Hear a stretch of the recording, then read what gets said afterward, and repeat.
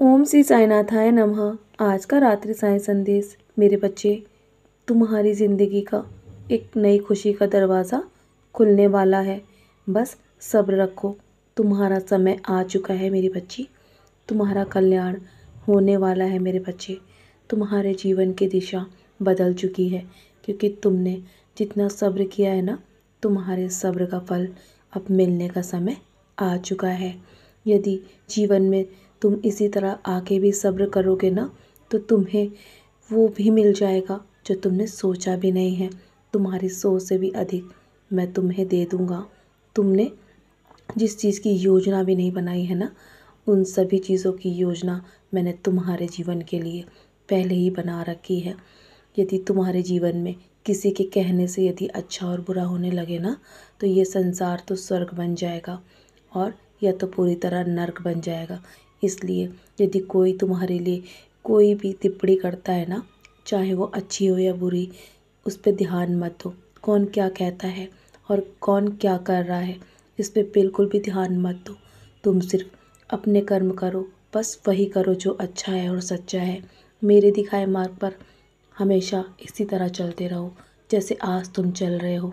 जब तुमने मेरा हाथ थाम ही लिया है ना, तो मुझ पे भरोसा रखना। जब मैं तुम्हें कुछ देने पर आऊँगा ना, तो तुम्हारी सोच से परे होगा। और हमेशा ईश्वर की रज़ा में ही खुश रहो मेरे बच्चे।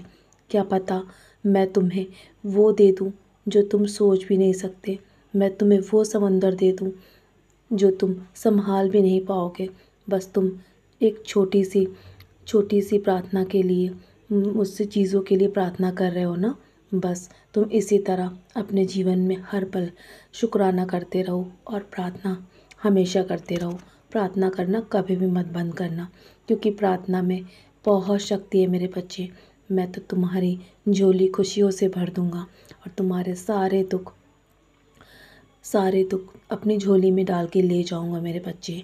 मैं कभी कभी तुम्हारे जीवन में इतनी कठिन परीक्षाएं इसलिए लेता हूँ ताकि तुम्हें मैं मजबूत बना सकूँ और सोने की तरह शुद्ध बना सकूँ मेरे बच्चे। क्योंकि सोने की शुद्धता पर कभी भी संदेह नहीं करना चाहिए। क्योंकि जब तुम्हारे जीवन में तुम्हारे खिलाफ कुछ बातें हो रही हो ना इस संसार में, और लोग तुम्हारी निंदा करते हो, बस तुम वहाँ से हमेशा के लिए उस रास्ते से हट जाना। कभी भी उसे सुनने की कोशिश भी मत करना, क्योंकि जितना निंदा करने वाला दोषी होता है ना, उतना ही सुनने वाला भी। इसलिए मेरे बच्चे, यदि किसी के बारे में भी बात चले ना, तो भी तुम कभी भी उसे मत सुनना। हमेशा वहाँ से हट जाना, क्योंकि वातावरण जितना ही नकारात्मक होगा ना, तुम्हारे विचार भी उतने ही नकारात्मक जल्दी हो जाएंगे। और मैं नहीं चाहता कि तुम्हारे जीवन में नकारात्मकता तुम्हें घेरे। मेरे प्यारे बच्चे, कभी किसी की भी निंदा मत करो। तुम ऐसा करते हो ना, तो मुझे बहुत दुख होता है।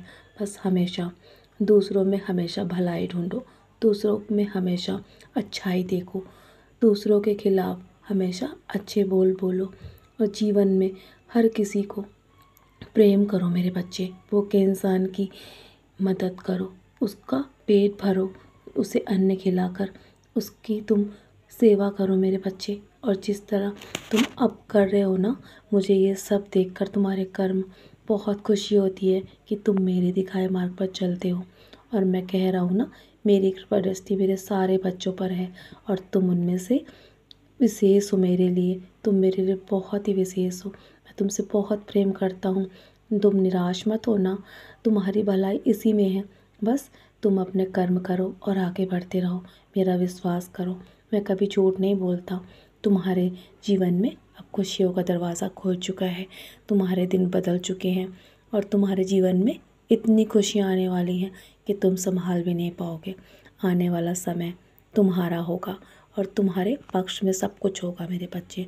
तो चलो अब बहुत रात हो गई है ना, सोने की तैयारी करो। सोने से पहले मेरी युति का सेवन अवश्य करना। हो सके तो अपने माथे पर टीका अवश्य लगाना और मेरे 11 वचन पढ़ के सोना। मेरा नाम स्मरण करके तुम चैन से सो जाओ। बाकी सारी चिंताएं मेरे चरणों पे त्याग दो।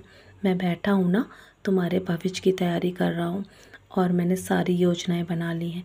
तुम निश्चिंत होकर सो जाओ और कल के लिए भी बहुत से कर्म करने हैं तुम्हें। अब चैन से सो जाओ। मेरा आशीर्वाद सदैव तुम पर है और हमेशा रहेगा मेरे प्यारे बच्चे।